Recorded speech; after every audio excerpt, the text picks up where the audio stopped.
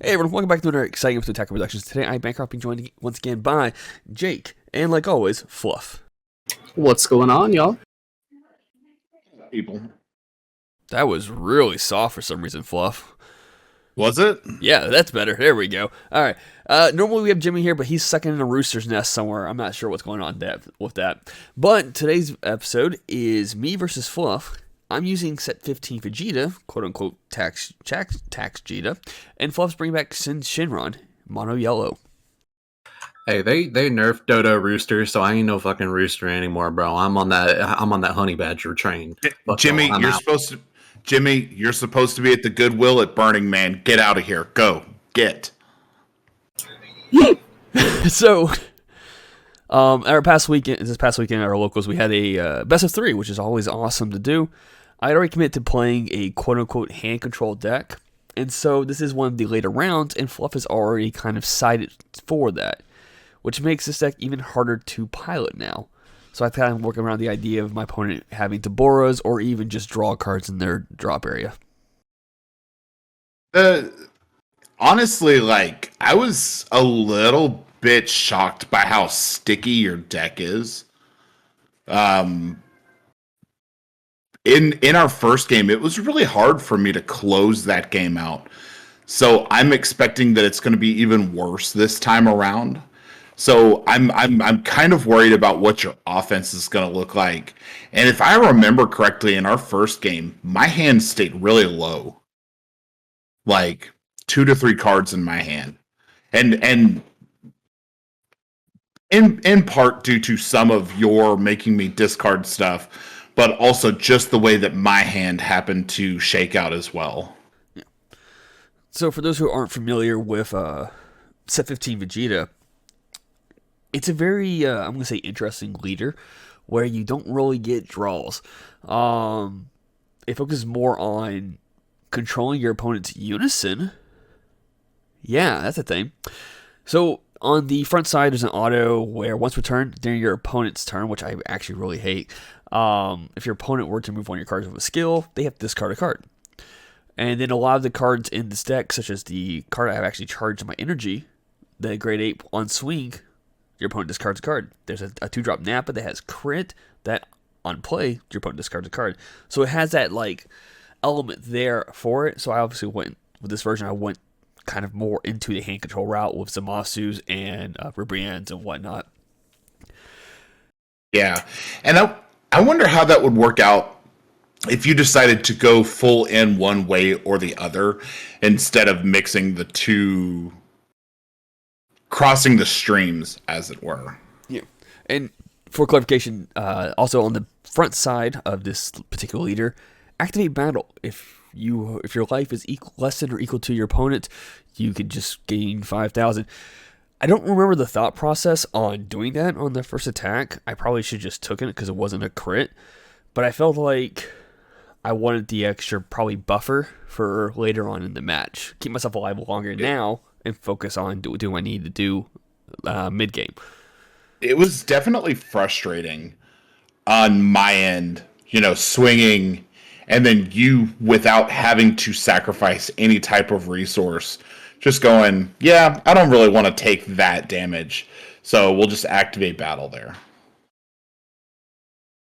Yeah, I noticed at this event in particular, there was a lot of early game comboing going on to avoid early game damage. I know I utilized it in some of my games at this event as well, and it just goes to show that as the game ages, the complexity of matchups is just getting deeper and deeper. This Syn Shenron has been around since set 9 and, comes in and out of popularity quite often. But if you just look at, the text on cards and of the engine, it's very solid. So combining it with, these newer yellow cards that have come out, like Forbidden Power and, some of just the stronger, you see the draw ape over there, some of the stronger sideboard cards in yellow. This set 9 deck is relevant all the way into set 15, and I imagine it'll be relevant probably till set 20. Yeah. It's really hard, and I did the profile for this deck earlier where I was talking about how the deck, took a little bit of a hit when they decided to hit sell, but the deck is still really strong. Like, it can't make sell on turn 3. Oh, what a problem to have. Like, Even if they ban Cell outright, there are so many other secret rares that just slot perfectly into this Syn Shenron deck. yeah.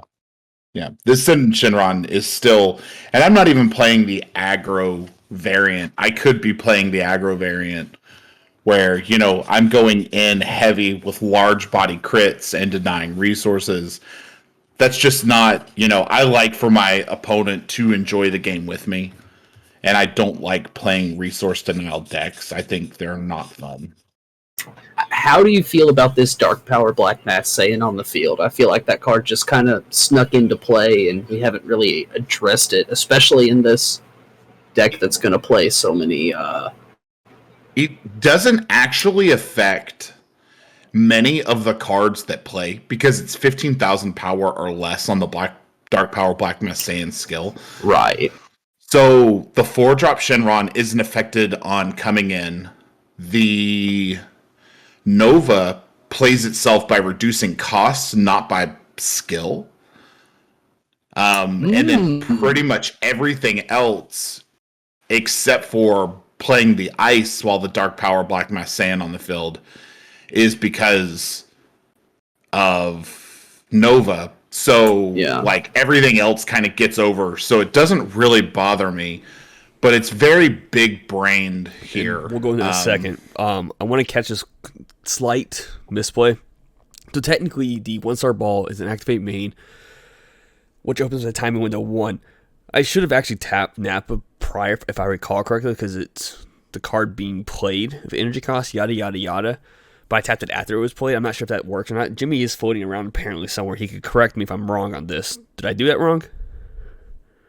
I have no fucking clue what you're talking about. So he played the 4-drop using a skill. Nappa is when your opponent plays a card of energy cost greater than their energy. You tap Nappa. Your opponent either has to discard a card or KO a card on the field.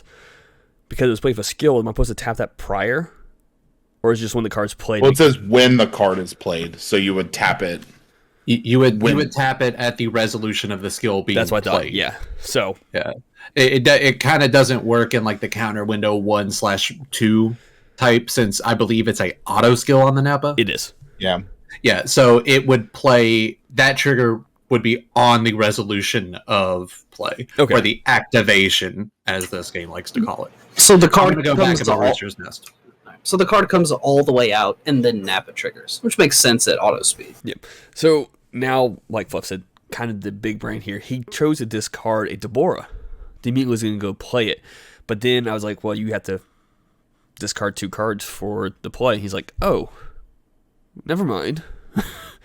And, well, also, he could have just filtered the quality of cards in his hand from Deborah, too. For sure. The problem with Shenron is that Shenron already perfectly filters the quality of cards within its own hand. So there's no real reason for me to want to draw an additional 2 cards. If I'm going to just have to pick 2 cards to get rid of, because then I'm just getting rid of 2 cards. That makes sense. And that's actually why I added Black Mass Saiyan into my deck, was to kind of counter that Deborah plays. It's a smart move. Yeah, it definitely put in some work. I won't say, it killed me or anything like that, but it definitely put in, it really neutered the inclusion of those Deborahs. Now, I will say, where this leader doesn't draw naturally, and there's not a lot of draw support for this deck. I do play like 4 Tapions and whatnot. When you chose to swing at my ape and you come with 24 or whatever it was, it's a 19k 4-drop, right? Yeah, so you come with a 24. I'm like, I didn't want to waste any resources I had in my hand, so I had to let that ape die, unfortunately. And then you immediately come with the Haze Shenron just to kill the other card. Yeah, the biggest problem is not that they're threats as battle cards, they're perturbances as blockers. So if I don't get rid of them, they just sit there. And they'll prevent me from being able to close out the game when the game is ready to be closed out. So I have to try to deal with them now. And let's talk about this Unison real quick, because we haven't actually seen it play much at our locals, which is kind of weird. We have a lot of green players, but I don't think no one's really touched it much. +1. Choose one card in your opponent's hand, discard it. Or choose one of your opponent's battle cards, ignoring barrier, and place it in the drop area. Wow. Seems unfair. Seems good. Placing in the drop area is so good, too, because it gets around a lot of skills and death protections that cards have. So that's how I got rid of Fluff's, 9-drop, I think it is, or whatever? Big boy Shenron. Yeah. The fact that it just ignores, too, that it ignores barrier, to me, is wild. I know it's not the first card in the game to ignore barrier, but it's wild. It's one of those, you're not paying anything to remove something that I have worked to put onto the field. So... And especially in Syn Shenron, that battle card he removed could represent 2 or 3 cards worth of investment. Maybe the energy cost isn't huge, but just the pure numbers advantage he gets off of that unison is huge in this matchup. So you're swinging at my ape, and I actually do decide to combo out. I use Paragus. I'm not at 4 life, so I can't get the auto, but it is still a 10k combo power. It hurts, but I kind of want to have a battle card to swing at you with to make you pitch a card. Yeah, when you burned the Paragus and then didn't get the draw off of it, I was like, okay. That ape is now a target. Because that was a clear indicator of how valuable that card was to your game plan.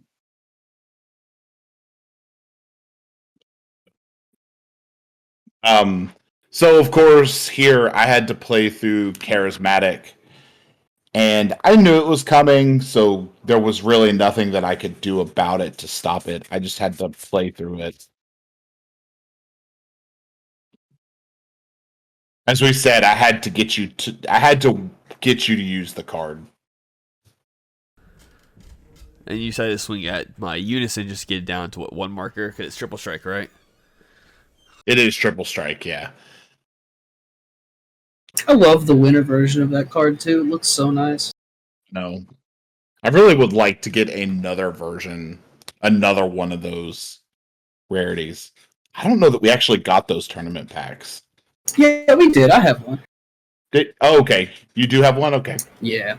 So hey, wink, wink, nudge, nudge. We're in an interesting situation because technically both our leaders awaken at 3 life. And there's no, I think you may have an alternate awakened, but my alternate awakening is that you are awakened. So yes, I do have an alternate awakening condition, and it involves around having the Mecha Kabora unison on the field. So once I'm at 4 energy, I can choose to play the Mecha Kabora and then go on from there. Now, whether I actually do that or not is debatable, but I have that option.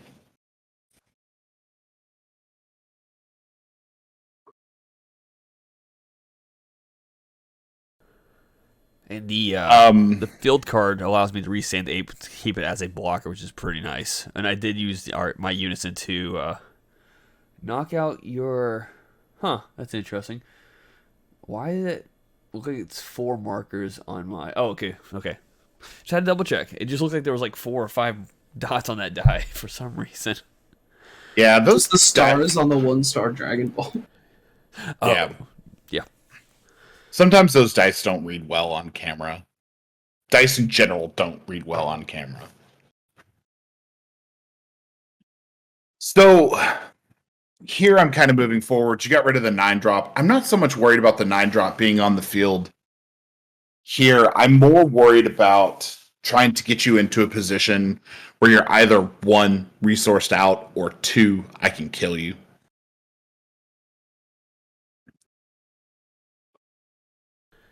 And here you activate Nova as effect to free play, not free play, but burst 2, yada yada yada, to play one of your other cards, quote unquote, being skillless. Yeah. And the Triple Strike Shenron Dragon is unique, right? It is unique. Yeah, so I wasn't sure what else you could do or what else you had in your deck that could be Triple Strike, and that's why I chose to block this attack instead of allowing the damage to go through to where I can awaken. I just didn't want you to drop a big boss monster like right after that attack, somehow popping my other card and me going, well, that's game. So that's why I chose to block it. The deck can do a lot. From this position, I can throw an Omega Shenron out and give it double strike. I can throw the 9-drop out, which is a 30,000 body. I think I'm still focused on that ape, if I remember correctly. Yeah. Because here, that's 30. I got pitch a card and then 35. Yeah. And I was able to actually draw cards for that one this time. And it's so weird tapping out with a deck and not being afraid. But with Syn Shenron, I legitimately, over the weekend, unless I lost the game, there was only one instance where I awakened my leader. Right? Yeah. It took so much for me to actually get my opponent to force me to awaken, because most people were playing I'm going to clear his field. I'm going to clear his field. I'm going to clear his field. And so there was one game that I played. It might have been my first game against you, but I ended the game on 7 life.